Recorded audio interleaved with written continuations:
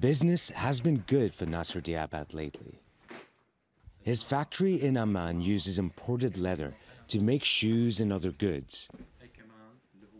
He's just returned from a trip to the Syrian capital. He says all the material in the storeroom comes from Damascus.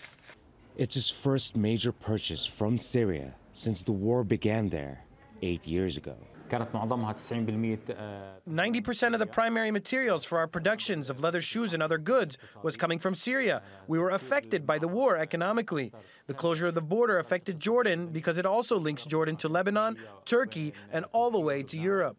Jordan's ailing economy and a number of its businesses are benefiting from the recent reopening of its border crossing with Syria. It's considered a vital crossroads that handles billions of dollars of goods traded across the region. And advances are being made on the political front too.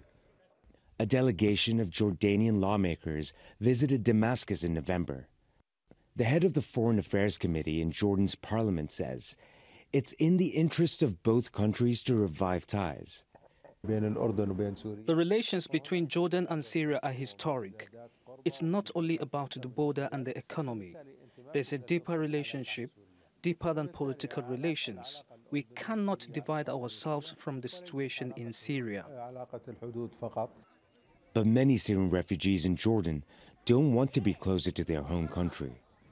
The sprawling Zatri refugee camp is not far from the reopened border. It's home to almost 70,000 people. A recent UN survey found that a majority of the camp's residents were hesitant to return home. They cited economic and security concerns. Munir Abu Khashid left his home in Daraa in 2013. He set up a small footwear store at the camp. If I'm honest with you, the idea of going back is so difficult. Where should I go?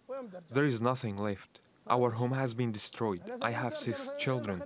If we go back, they'll take us as reserves in the military. Who will take care of them? While several countries are taking steps to normalize relations with the Syrian regime, many Syrians are now having to weigh up the risks of returning home to life under the regime against staying as refugees in host nations like Jordan. Rahul Radhakrishnan, TRT World at the Zatri refugee camp.